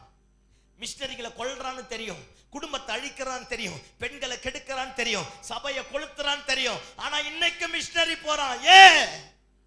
இந்த ராஜ்யத்தை எவனாலே அழிக்க முடியாதுயா. கையை தட்டி சத்தம் ஆமென் சொல்லு. அவர் தம்முடைய சுய ரத்தத்தினாலே சம்பாதித்தது. அல்லேலூயா, அல்லேலூயா. ஆமா, அவங்கள பார்த்து சொல்றான், அம்மா நீ கூட இருந்த அந்த துக்கத்தெல்லாம் பார்த்ததுனால அவர் எழும்ப மாட்டார் நினைச்சியாம்மா? இல்லம்மா, உயிரோடு இருக்கிறவரை மரித்தோரிடத்தில் தேடுகிறது என்ன? அவர் தாம் சொன்னபடியே உயிர் தெழுந்தார். உங்களுக்கு முன்னாடி கலிலேயாவுக்கு போயிருக்கிறா. கையை தட்டி ஆமென்னு சொல்லுங்க பாப்போம். ஆமா, இப்ப கவனிங்க பாப்போம், எல்லாம் கவனிங்க. இப்ப சீஷர்கள் எல்லாரும் பூட்டப்பட்ட ஒரு வீட்டுக்குள்ள மேல் வீட்டு அறையில் இருக்கிறான். ஏன்னா யூதர்களுக்குள்ள ஒரு பெரிய கலக்கம், ரோமர்களுக்குள்ள ஒரு பெரிய கலக்கம். ஏசு இப்ப உயிரோடு எந்திரிச்சிட்டான்னு பயம். திரும்ப இவங்க ஊழியத்துக்கு போனா, ஆண்டவர் அறிவிச்சா, சபைக்கு போனா, பைபிளை தூக்கினா, இயேசுவை சிலுவையில் அரைஞ்சது போல தன்னையும் சிலுவையில் அரைஞ்சிருவாங்க அப்படிங்கிற கலக்கத்துல எல்லாம் பயந்து போய் பூட்டப்பட்ட வீட்டுக்குள்ள மேல் வீட்டாரையில் இருக்கும்போது உயிர் தெழுந்த இயேசு பூட்டப்பட்ட வீட்டுக்குள்ள வந்து சொல்றார், உங்களுக்கு சமாதானம் உண்டாவதாக. ஆமென்.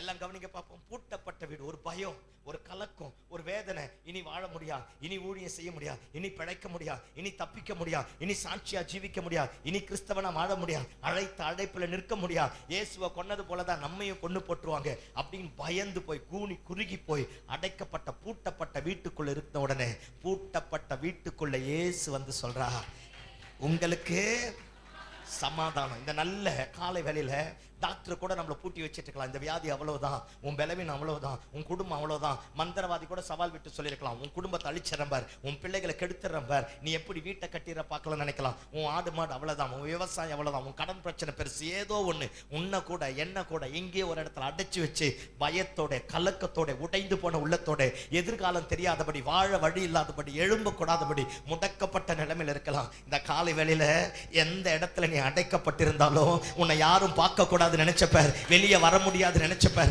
எழும்ப முடியாது நினைச்சப்பார், என் வாழ்க்கை கட்டப்படாது நினைச்சப்பார், அதே நீ பயந்து போன இடத்துல உயிர் தெழுந்த மகிமை வரும் பாரு, உயிர் தெழுந்த மகிமை வரும் பாரு.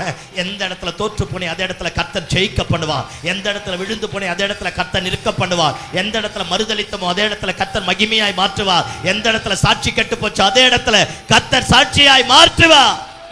ஆமென். பூட்டப்பட்ட வீட்டுக்குள்ள இயேசு வருவார். உன்னை அப்படியே விட்டுட்டு போக மாட்டாரியா. 3.5 வருஷம் கூட இருந்தல்ல, அவரை நம்பனல்ல, அவரை ஆராதிச்சல்ல, அவரை தொழுது கொண்டல்ல, உன்னை அப்படியே விட்டுட மாட்டா. பூட்டப்பட்ட வீட்டுக்குள்ள அவர் வருவார். எவனும் பூட்டிட்டால, யாரோ ஒன்று சொல்லிட்டால, பயத்தை உண்டாக்கிட்டால, இனி வளர முடியாது நினைச்சல, இல்லையா, நீ பூட்டப்பட்ட வீட்டுக்குள்ள உயிர் தெழுந்த மகிமை வரும். அல்லேலூயா சொல்லுங்க பாப்போம். ஆமா, எங்க அம்மா நவம்பர் மாசம் 5ஆம் தேதி இறந்துட்டாங்க. 87-88 வயசு. அவங்க சாகும்போது பாருங்க, 5 வருஷம் முன்னாடி வரைக்கும் நான் வீட்டுக்கு போனா எங்க அம்மா நைட்ல தூங்க மாட்டாங்க. நான் வீட்டுக்கு போய் நான் படுத்துட்டுனா நான் எந்திரிக்கிற வரைக்கும் எங்க அம்மா தூங்க மாட்டாங்க. என் பக்கத்திலேயே உட்காந்து பெட்ஷீட்டை போத்தி விட்டுட்டு இருப்பான், கொசு கடிச்சிருன்னு. தூங்கவே மாட்டாங்க.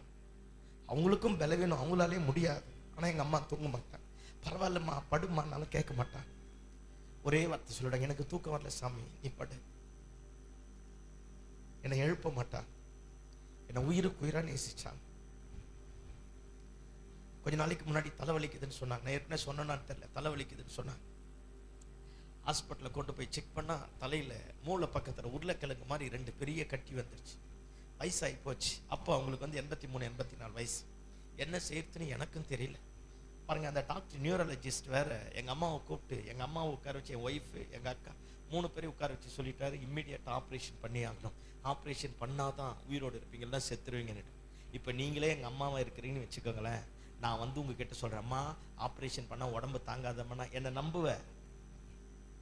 சத்தியமாக நம்ப மாட்டேன். ஒரே புள்ள கஷ்டப்பட்டு வளர்த்தேன், என்னை காப்பாற்ற வக்கீல பற்றி அதுக்குன்னு தான் சொல்லுவேன். ஐயோ சத்தியமாக நீ சொல்லுவேன். அதான் உண்மை.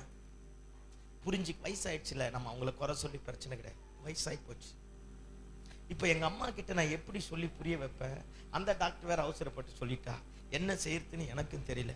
வீட்டுக்கு வந்துட்டா, ரெகுலரா பாக்குற டாக்டர் கிட்ட போனோம். அவர் சொன்னார், நான் பேசிக்கிறேன், நீங்க அமைதியா இருங்கன்ட்டு. எங்க அம்மாவை ஒய்ஃப் அக்கா எல்லாரும் கூப்பிட்டு உட்கார சொன்னார்மா, கட்டி இருக்கிறது உண்மை, நான் ஒரு மாத்திரை தரேன், ஆப்ரேஷன்லாம் வேணாம், அந்த மாத்திரை மட்டும் போட்டாலே அந்த கட்டி கரைஞ்சு போயிடும், பயப்படாதீங்க. ஏசு சொன்னா கூட எங்க அம்மா நம்ப மாட்டாங்க, டாக்டர் சொன்னா நம்புவாங்க. யார் சொன்னது? நானும் அப்படிதானே, யார சொன்ன மாதிரி கேட்டுச்சு. அல்லேலூயா சொல்லுங்க பாப்போம். ஆமா பாருங்க, டாக்டர் சொல்லிட்டா, இந்த மெப்டால் இருக்குல்ல, பெயின் கில்லர், அதை தான் எழுதி தந்தா 250, அதை ரெண்டு ஸ்லிப் எழுதி தந்தா, 20 மாத்திரை எழுதி தந்து 20 நாளைக்கு சாப்பிடுமா, கரைஞ்சிரும், அதுக்கப்புறம் கரையிலன்னா நான் மாத்திரை தரேன் அப்படின்னு அனுப்பிட்டா. எங்க அம்மா நம்பிட்டாங்க கரைஞ்சிருன்னு. ஆனா கட்டி கரையாதுன்னு எனக்கு தான் தெரியும். டாக்டர் சொன்னோன்னே எங்க அம்மா மாறிட்டான். எனக்கு நைட்ல தூக்கம் வரலையா? அம்மா பாத்தீங்களா, நான் தான் சொல்றேனே, இத்தனை வயசு ஒரு 5 வருஷம் வரைக்கும் தான் எங்க அம்மாவால முடியாதனால எனக்கு என்ன பெட்ஷீட் போத்தி விடல, ஒரு செகண்ட் இருக்க மாட்டாங்க. 5 அக்கா, நான் ஒரே பையன். இது வரைக்கும் நீ என்னடா சம்பாதிச்சுன்னு என்ன கேட்டது கிடையாது. முழு நேர ஊழியத்துக்கு போறிய, யாரா உனக்கு சோறு போடுவா கேட்டது கிடையாது. எப்படிடா பொழைப்ப கேட்டது கிடையாது. இது வரைக்கும் எங்க அம்மா ஒரு நாளும் எல்லாரும் நல்லா இருக்காங்கடா, நீ தான்டா ஒண்ணும் இல்லாம இருக்க சொன்னது கிடையாது. என் ஊழியத்துக்கு தடையா இருந்தது கிடையாது. பாருங்க, என் ஒய்ஃபை திட்டினது கிடையாது. யாரையுமே இத்தனை வயசு வரைக்கும் எங்க அம்மா என்ன அடிச்சது கிடையாது தெரியுமா? எங்க அம்மா கிட்ட அடி வாங்கினதா எனக்கு கிடையாது. எங்க அம்மாவும் என் பையன்களை கூப்பிட்டு சொன்னாங்க, என் பிள்ளைய நான் இது வரைக்கும் அடிச்சதே கிடையாது, நான் அடிச்சதே கிடையாது, அடி வாங்கினதே கிடையாது. பாருங்க, கட்டி வந்துடுச்சு, இவங்க படுத்துட்டாங்க அந்த மாத்திரை போட்டு. எனக்கு மனசெல்லாம் பிசையுது, நைட்ல தூக்கம் வரல. ஆண்டவரை பார்த்து கேட்டேன், சுகர் கிடையாது, பிபி கிடையாது, ரொம்ப நாள் வியாதி கிடையாது, மருந்து மாத்திரை கிடையாது. ஆண்டவரை பார்த்து சொன்னேன், இத்தனை வருஷம் வரைக்கும் நல்லா வச்சுங்கள, இருக்கிற கொஞ்ச நாள் ஆண்டவரே இந்த பலவீனம் இருக்கக்கூடாதுப்பா, இந்த வியாதி மாறினப்பா, நீங்க அற்புதத்தை செய்யுங்கப்பான்னு ஜெபம் பண்ண ஆரம்பித்தோம். ஆண்டவருடைய சுத்த கிருபை ஒரே ஒரு வாரத்துக்குள்ள கட்டியே இல்லாதபடி கர்த்தர் கரைந்து போக பண்ணலாம். அதுக்கப்புறமா 4 வருஷம் உயிரோடு இருந்தான். மருந்து மாத்திரை எடுக்கலையே. எவனோ ஒருத்தன் சொல்லிட்டான்ல, பூட்டப்பட்ட வீடு இருக்குல்ல, இந்த வியாதியில நீ செத்துருவீங்க பிரதர், இந்த பிரச்சனை மாறாது சிஸ்டர், இது அவ்வளவுதான் சிஸ்டர், உன் பிள்ளை அவ்வளவுதான் சிஸ்டர், உன் குடும்பம் அவ்வளவுதான் சிஸ்டர், உன் வாழ்க்கை அவ்வளவுதான் சிஸ்டர். இல்லையா, இந்த கால வேளையில உன்னை ஏதோ ஒன்று பூட்டி வச்சிருச்சுப்பார், அடைச்சி வச்சிருச்சுப்பார், வெளியே வரக்கூடாது. அப்படி பயத்தையும் திகிலையும் கலக்கத்தையும் அவமானத்தையும் நிந்தையும் செஞ்ச தப்புனால, செஞ்ச பாவத்தினால, செஞ்ச துர்க்கிரியினால ஏற்பட்ட பலவீனத்தினால எங்கேயோ ஒரு இடத்துல கூனி குறுகி போயிட்டப்பார். என் வாழ்க்கை முடிஞ்சிடுச்சு, எதிர்காலம் முடிஞ்சிடுச்சு, நீ பார்க்க முடியாது. இந்த கால வேளையில உன்னை பூட்டி வச்சிருக்கப்பார் ஒரு அறை, இருட்டறை, நிந்தனின் பயப்படக்கூடிய இடம், திகில உண்டாக்கக்கூடிய இடம், கலக்கத்தை உண்டாக்கக்கூடிய இடம். அதே இடத்துல உயிர் தெழுந்த இயேசு உன் பட்சத்துல வரப்போகிறார். உன் கட்டி எல்லாம் மறையும் வர, உன் பலவீனம் மறையும் வர, உன் நெருக்க நீங்க வர. தோற்று போயிடுவேன் நினைச்சல, வர முடியாது நினைச்சல, டாக்டர் சொல்லிட்டாங்க நினைச்சல, இந்த காலை வேளையில உயிர் தெழுந்த வல்லமை உன்னை வெளியே கொண்டு வரும். நீ அடைக்கப்பட்ட இடத்துல ஒருபோதும் இருக்க முடியாது, பாவத்திலே இருக்க முடியாது, சாபத்திலே இருக்க முடியாது, பலவீனத்திலே இருக்க முடியாது, வியாதியிலே இருக்க முடியாது. என் ஆண்டவன் உன்னை உயிரோடு எழுப்ப வல்லவராயிருக்கிறார். ஆமென். உன்னை எந்த இருட்டறையும், உயிர்த்தெழுந்த வல்லமை மட்டும் பக்கத்துல வந்துட்டா எந்த இருட்டறையும் உன்னை கட்டி வைக்க முடியாது, எந்த மரண பயங்களும் உன்னை அடக்கி வைக்க முடியாது. கையை தட்டி நல்ல சத்தமாமேன்னு சொல்லு பாப்போம், சத்தமாமேன்னு சொல்லு. அல்லேலூயா சொல்லு. வெளியே வருவேன், சத்தமா சொல்லு. வெளியே வருவேன், எழும்புவேன், சாதிப்பேன், என்னால கர்த்தர் ஒரு காரியத்தை செய்வா. ஆமென். சீச்சர் வெளியே வந்துட்டான. முதல் பிரசங்கம் பேதுரு பண்றான், 3000 பேர் ரட்சிக்கப்பட்டான். அந்த 3000 பேரும் ஒரே ஊரை சேர்ந்தவங்க கிடையாது, 18 நாட்டை சேர்ந்தவன். இவன் கலிலேய மீன் பிடிக்கிறவன், செம்படவன். அவன் லாங்குவேஜ் ஒரு மாதிரி, பாருங்க, மெட்ராஸ்காரன் பேசுறேன்றீங்களே அந்த மாதிரி லாங்குவேஜ் நம்ம லாங்குவேஜ். ஆனா அந்த கீழ்த்தரமான மொழியை வச்சுதான் 3000 பேரை ரட்சிக்க ஆரம்பித்தா. எத்தனை பேர் உன்னை அடக்க நினைச்சாலும், நாமளா தப்பு செஞ்சு விழுந்து போனாலும், இந்த காலை வேளையில நான் தீர்க்க தரிசனமா பேசுறேன், நீ அடைக்கப்பட்ட இடத்துல உயிர் தெழுந்த வல்லமை வரும் பாரு. உன் நிலைமையை கர்த்தர் மாற்றுவார் பாரு. you are never be the same again. இருந்த மாதிரி கர்த்தர் இருக்க விட மாட்டா. விழுந்துட்டோம், தப்பு பண்ணிட்டோம், வழுவி போயிட்டோம், உண்மைதான், பயம்தான், தோற்று போயிட்டோம், தேவ நாமத்திற்கு அவகீர்த்தியை உண்டாக்கிட்டோம். But yet there is a hope. ஆனா இன்னும் ஒரு நம்பிக்கை இருக்கு. இயேசு உயிரோடு இருக்கிறார். ஆமென். உயிரோடு இருக்கிறவரை மரித்தோரிடத்தில் தேடுகிறது என்ன? உனக்கு முன்னாடி அவர் பூட்டப்பட்ட வீட்டுக்குள்ள வரப்போகிறார். போய்ப்பார். அடைக்கப்பட்ட இடத்துல வரப்போகிறார். அல்லேலூயா சொல்லுங்க பாப்போம். அல்லேலூயா. ஆமா, உயிர் தெழுந்த இயேசு சொல்லுங்க, நல்ல சத்தமா சொல்லுங்க. ஆமா, அடுத்தது வாசிக்க வேண்டாம், நான் அப்படியே சொல்லி முடிச்சறேன். ரோமர் 8:11 சொல்லுது, இயேசுவை மரித்தோரிலிருந்து எழுப்பின ஆவியானவர் உங்களுக்குள்ள வாசமாயிருந்தார் சாவுக்கு ஏதுவான சரீரங்களை ஜீவனுக்கு ஏதுவானவர்களாக மாற்ற வல்லமையுடையவராக இருக்கிறார். சத்தமா ஆமென் சொல்லுங்க பாப்போம். ஆமா, இயேசு நமக்குள்ள வரணும். சொல்லுங்க, இயேசுவை மரித்தோரிலிருந்து எழுப்பின ஆவியானவர் யாருக்குள்ள வரணும்? எனக்குள்ளன்னு சொல்லுங்க, எனக்குள்ள வரணும். ஆமென். சத்தமா சொல்லுங்க, யாருக்குள்ள வரணும்? எனக்குள்ள வரணும். கர்த்தருடைய ஆவியானவர் மட்டும் உன் கூட வந்துட்டான்னா உன் குடும்பமே மாறும். உன் புருஷன் மாறுவான், உன் மனைவி மாறுவா, உன் பிள்ளைங்க மாறும், நம்ம கிட்ட இருக்கிற கேவலமான பழக்க வழக்கங்கள் மாறும், தரித்திரம் மாறும், அவமானம் மாறும். இயேசுவை மரித்தோரிலிருந்து எழுப்பின ஆவியானவர் நமக்குள்ளாக இருந்தா சாவுக்கு ஏதுவான, பலவீனத்திற்கு ஏதுவான, அழிவுக்கு ஏதுவான, அவமானத்திற்கு ஏதுவான நம்முடைய வாழ்க்கையினுடைய தரத்தையே அவர் மாற்றி போடுவார். அல்லேலூயா சொல்லுங்க பாப்போம். உயிரோடு இருக்கிற தெய்வத்தை, உனக்குள்ளாக வாசம் பண்ணக்கூடிய தெய்வத்தை, உன்னோடு இருக்க போகிற தெய்வத்தை செத்து போன இடத்துல போய் தேடாத. அவர் அங்கே இல்லை, அவர் உயிர் தெழுந்தார். சத்தமாமேன்னு சொல்லு பாப்போம். அல்லேலூயா, அல்லேலூயா. உயிரோடு இருக்கிறவரை மரித்தோரிடத்தில் தேடுகிறது என்ன? ஆமென். அங்க போனா அவர் நல்லாக்கிடுவார், இங்க போனா இவர் நல்லாக்கிடுவார், இங்க போனா இவர் நல்லாக்கிடுவார். ஏய், நீ இருக்கிற இடத்துல உன் கூட இருக்கிற ஒருத்தர் இருக்கிறார். நம்மள நிறைய பேர் நம்மள ஜெபம் பண்ண விடாதபடி பண்ணிட்டான். ஆமென். அவன் உன் ஜெபத்தெல்லாம் கர்த்தர் கேட்க மாட்டான். எல்லா ஜெபத்தையும் அவர் கேட்பார். தப்பு பண்ணிட்டே, தப்பு பண்ணிட்டுன்னு சொல்லு. உனக்குன்னு கர்த்தர் வச்சிருக்கிற சபைக்கு வா. இந்த இடத்துல பேசக்கூடிய வார்த்தையை கேளு. தேவனோடு ஒப்புரவாகும், தேவனோடு ஐக்கியப்படு, சபையில கூடி ஆராதி. உன் சரீரத்தை, உன் குடும்பத்தை, உன் சந்ததியை, உன் சரித்திரத்தை நான் ஆராதிக்கிற ஆண்டவர், நான் அறிவிக்கிற இயேசு மாற்றக்கூடியவராக இருக்கிறார். ஆமென். சத்தமா சொல்லுங்க பாப்போம். அவர் உயிரோடு எழுந்ததே கல்லறையில் இருப்பதற்காக அல்ல, வேப்ப மரத்தடியில உட்காருவதற்காக அல்ல, புங்க மரத்தடியில உட்கார்றதுக்காக அல்ல, ஏசி போட்ட ரூம்ல உட்காருவதற்காக அல்ல, எனக்குள்ளாக வாசம் பண்ணுவதற்காக, என்னை வாழ வைப்பதற்காக, என்னை உயர்த்துவதற்காக, என்னை மேன்மைப்படுத்துவதற்காக. சத்தமாமேன்னு சொல்லுங்க பாப்போம். சத்தமாமேன்னு சொல்லுங்க. அல்லேலூயா, அல்லேலூயா. ஆமா, மூணாவது நான் சுருக்கமா சொல்லி முடிச்சிடறேன். யோவானை கொண்டு போய் பத்மு தீவுல போட்டாச்சா. எங்க? சத்தமா, பத்மு தீவுல போட்டாச்சாம். பத்மு தீவுல போனா சுத்தமான காத்த சுவாசிக்க முடியாது. கந்தகாமியில நிறைஞ்ச இடம். பாருங்க, சவக்கடல்னு ஒண்ணு இருக்கு பாத்தீங்களா பைபிள்ல. நான் என்னவோ சவக்கடல் பக்கத்துல தான் வீடு வச்சுக்கிற மாதிரி என்ன பார்த்தீங்க. இப்ப நல்லா வருவீங்க. அல்லேலூயா சொல்லுங்க பாப்போம். அந்த சவக்கடல்ல தண்ணியில தூக்கி போட்டா முழுக முடியாது, மிதப்போம். அந்த தண்ணி அவ்வளோ சால்ட், மிதப்போம். அதுக்கு பேரே சவக்கடல். பாருங்க, உள்ள முழுகிலாம் போக முடியாது, மிதக்க ஆரம்பிப்போம். ஆனா பத்மு தீவில் இருக்கிற கடல் வந்து படு மோசமானது, கந்தகாமியில நிறைஞ்ச பூமி அது. பாருங்க, நம்ம அந்த தீவுக்குள்ள போயிட்டாலே தோல் வியாதி வந்துடும், ஸ்கின் டிசீஸ் வந்துடும். இந்த வெயில் காலத்துல வரும் பாரு, இந்த மாதிரி ஸ்கின் டிசீஸ் வந்துடும். அந்த காத்தை சுவாசிக்க முடியாது. காத்தை சுவாசிச்சாலே நுரையீரல் எல்லாமே பாதிக்கப்பட ஆரம்பிக்கும். அப்பேற்பட்ட பத்மு தீவுல ஒரு முறை ஒருத்தன் பத்மு தீவுக்கு போயிட்டான்னா அவன் திரும்ப வந்ததா சரித்திரமே கிடையாது, திரும்ப வரவும் முடியாது. ஏன்னா ராஜ்ய துரோகம் பண்ணவன் அங்க இருப்பான், சாப்பாடுலாம் அங்க இருக்கா. அங்க இருக்கிற கட்டடங்களுடைய, அங்க இருக்கிற கல் எல்லாம் வெட்டி எடுக்கிற வரைக்கும் சோற போடுவான். கல் எல்லாம் வெட்டி முடிச்சுட்டு இவனால பிரயோஜனப்படணும்னே சாப்பாடு போட மாட்டான், விட்டுருவான். பத்மு தீவுல போனாலே எங்க பார்த்தாலும் செத்து போன எலும்பு கூடுகள் கிடக்குமா, அழுகி போன நாற்றம் எடுத்த சரீரம் அப்படியே வேதனைக்குரியதா காணப்படுமா. ஏன்னா அதுதான் ரோமர்களுடைய சிறைச்சாலை.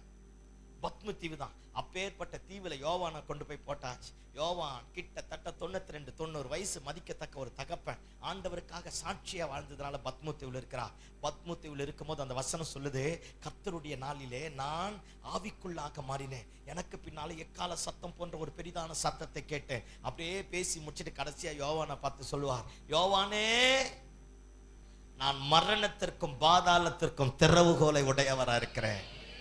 அல்லேலூயா, அல்லேலூயா.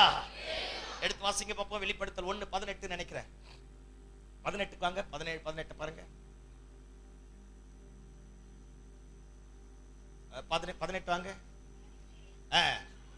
மரித்தேன் ஆனாலும், எல்லாம் இணைப்பாருங்க பாப்போம். இப்ப யோவானை பார்த்து சொல்றார், எல்லாம் இணைப்பார். யோவானை பார்த்து சொல்ற, யோவானே, நான் உன்னை நடுத்தருவில் விட்டுட்டு போயிடுவேன் நினைச்சியாயா? மரித்தேன் ஆனாலும் சதா காலங்களிலேயும் நான் உயிரோடு இருக்கிறேன். ஆமென். நான் மரணத்திற்கும் பாதாளத்திற்கும், சத்தமா சொல்லு, நான் மரணத்திற்கும் பாதாளத்திற்கும் திறவுகோலை உடையவனாயிருக்கிறேன். ஆண்டவர் யோவானை பார்த்து சொல்றார், நான் இப்ப இப்படி கொண்டு வரேன். யோவான் பாருங்க, இயேசு கிறிஸ்துவோட சீஷர்கள் எல்லாரும் இயேசுவை விட்டு ஓடிட்டாங்க. யோவான் மட்டும்தான் சிலுவை நடிவாரத்தில் இருந்தான். இயேசு கிறிஸ்துவனுடைய தாயை யோவான் சாகர வரைக்கும் பத்திரமா பாதுகாத்தான். எபேசு பட்டணத்துல பெரிய ஊழியம் செஞ்சான். கிட்டத்தட்ட 90-92 வயசுக்கு மேல அப்பேற்பட்ட யோவானை கொண்டு வந்து டொமினிஷியன் ராஜா ரொம்ப கொடுமை பண்ணி கொதிக்கிற எண்ணெய் கொப்பரையில போட்டு அவன் சாகாதபடினால கொண்டு வந்து பத்மு தீவுக்கு போட்டுட்டான். பத்மு தீவுல சாப்பாடு கிடையாது, வாழ வழி கிடையாது, சுத்தமான காத்து கிடையாது. அவனை கொண்டு வந்து உள்ள அடைச்சிட்டான். இன்கேஸ் நான் யோவானா இருந்தா நினைச்சு பார்ப்பேன், இத்தனை காரியத்தை ஆண்டவருக்காக செஞ்ச, இத்தனை உழைத்த, இவ்வளவு காணிக்க கொடுத்த, இத்தனை காரியத்தை செஞ்சேன், என்னை கொண்டு வந்து இந்த இடத்துல போட்டுட்டார் பார், என் வாழ்க்கை முடிஞ்சு போச்சு பார், இனி என்னால எழும்ப முடியாது பார் அப்படின்னு நானா இருந்தா யோவானை போல நினைச்சிருப்பேன். ஆனா அதே யோவான் கர்த்தருடைய நாள் வந்தோடனே ஆவிக்குள்ளாக மாறினானா. தேவனுக்கு கொடுக்க வேண்டியதை தேவனுக்கு கொடுத்தா கர்த்தர் நமக்கு கொடுக்க வேண்டியதை நமக்கு கொடுக்கக்கூடியவரா இருப்பார். அல்லேலூயா. பிரச்சனைகளை பார்த்து பேசுறதை விட பிரச்சனைக்கு பரிகாரமா இருக்கக்கூடிய தெய்வத்தை பார்த்து பேசுவது நல்லது. ஆமென் சொல்லுங்க பாப்போம். சத்தம் ஆமென் சொல்லுங்க பாப்போம். இப்ப யோவானை கொண்டு போய் பத்மு தீவுல போட்டா, இப்ப யோவான் சாகர கண்டிஷன்ல மாறிட்டான். அப்பதான் ஆண்டவர் வரார், யோவானே, டேய், உன்னை இப்படியே விட்டுடுவேன் நினைச்சியாயா? நான் தான் மரணத்திற்கும் பாதாளத்திற்கும் உரிய திறவுகோலை உடையவரா இருக்கிறேன். உன்னை சாகடிப்பதற்காக இங்க நான் வரலையா, உன்னை வச்சு சரித்திரம் படைப்பதற்காக கொண்டு வந்திருக்கிறேன். இந்த காலை வேளையில ஆண்டவர் நடத்தக்கூடிய பாதைகள் நமக்கு புரியாம இருக்கலாம். என்னை ஏன் கர்த்தர் இங்க கொண்டு வந்து வச்சா, என்னை ஏன் கர்த்தர் இங்க கொண்டு வந்து வச்சா, ஏன் இவனுக்கு கல்யாணம் பண்ணி வச்சா, ஏன் இவளுக்கு கல்யாணம் பண்ணி வச்சா, நான் ஏன் இந்த இடத்துல வந்தேன். சில வேளை நீங்களும் நானும் போகிற பாதை புரியாததா இருக்கலாம். சந்திக்கிற வேதனைகள், பிரச்சனைகள், போராட்டங்கள், நெருக்கங்கள், அவமானங்கள், சிறையிருப்புகள், எதிர்மறையான காரியங்கள் ஒண்ணுமே புரியாதது போல இருக்கலாம். நீங்களும் நானும் ஆண்டவரோடு மட்டும் உத்தமமா இருந்தா ஆண்டவரே அந்த காரியத்தை அனுமதிச்சிருக்கிறார். அழிப்பதற்காக அல்ல, ஆளுகை செய்வதற்காக. சத்தமாமேன்னு சொல்லுங்க பாப்போம். என்ன செய்வதற்காக? சத்தமா சொல்லுங்க. ஆளுகை செய்வதற்காக. இப்ப ஆண்டவர் வந்து சொல்றார், மரித்து ஆனாலும் சதா காலங்களிலும் நான் செத்துட்டேன் நினைச்சேயா? உனக்கு அற்புதம் செய்ய வக்கில்லாத தெய்வம் நினைச்சிட்டியா? உன்னை கடைசி வரைக்கும் இதே இடத்துல விட்டுடுவேன் நினைச்சியா? இல்லை யோவானே, மரணத்திற்கும் பாதாளத்திற்குரிய திறவுகோல் என் கையில தான் இருக்கு. சத்தமா ஆமென் சொல்லுங்க பாப்போம். நான் பாதியில விட்டுட்டு போற ஆண்டவர் கிடையாது, முடிவு பரியந்த நடத்தக்கூடிய கர்த்தர். சத்தமா ஆமென் சொல்லுங்க. நான் பாதியில உன்னை விட்டுட்டு போற ஆண்டவர் கிடையாது, முடிவு பரியந்த நடத்தக்கூடிய கர்த்தர். இப்ப ஆண்டவர் யோவானை பார்த்து சொல்லுவார், எழுந்துரு, நீ காண்கிறதையும் கேட்கிறதையும் ஒரு புஸ்தகத்துல எழுது அப்படின்னுவா.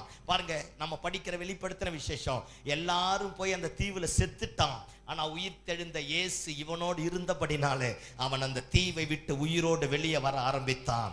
ஆமென். இது வந்துட்டா, இது நடந்துட்டா, இந்த காரியம் வந்துட்டா, அவங்க பிழைக்க முடியாது, அவங்க எழும்ப முடியாது, அவங்க வாழ்க்கை அவ்வளவுதான், அவன் கடன்ல முழுகிடுவான்.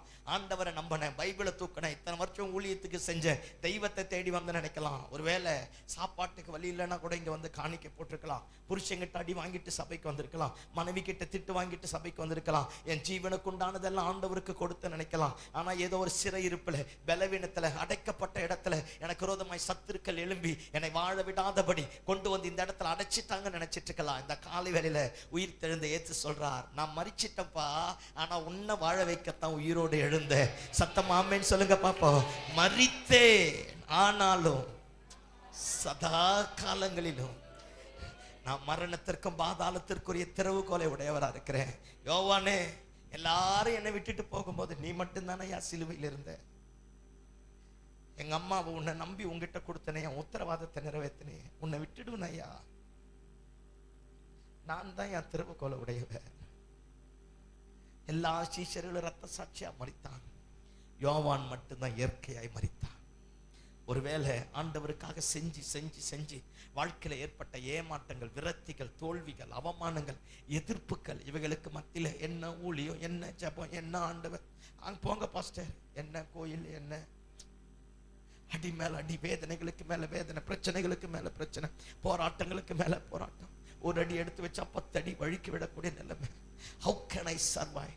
எப்படி என் குடும்பத்தை நடத்துவேன், எப்படி குடும்பத்தை நடத்திட்டு போவேன், என்னால முடியல, எனக்கு மிஞ்சின பாரமா இருக்கு. இந்த காலை வேளையில சொல்றாரு, இல்லையா, உன்னை அப்படியே விடுவதற்காக நான் உயிரோடு எழும்பல.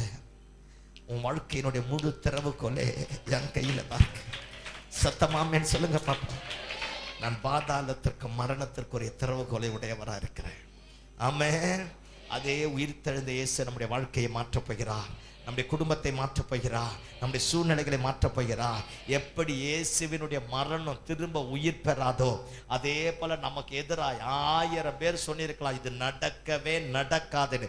ஆனா இந்த காலை வேளையில இயேசுவின் நாமத்தில் நான் தீர்க்க தரிசனமா சொல்றேன், உன் சரீரம் மாறும். உன்னை அடைக்கப்பட்ட வீட்டுக்குள்ள இயேசு வருவார், உன் பலவீனத்துல இயேசு வருவார். ஆமென். உனக்குள்ளாக கர்த்தருடைய உயிர்த்தெழுந்த ஆவியானவர் இருந்தா காரியங்கள் ஜெயமாய் மாறும். தேவனுக்காக செய்த காரியங்கள் நிமித்தமாக எந்த இடத்துல அடைக்கப்பட்டு போயிருந்தாலும் அந்த அடைப்புகளை மாற்ற என் ஆண்டவர் போதுமானவராக இருக்கிறார். கையை தட்டி சத்தமாமேன்னு சொல்லுங்க பாப்போம்.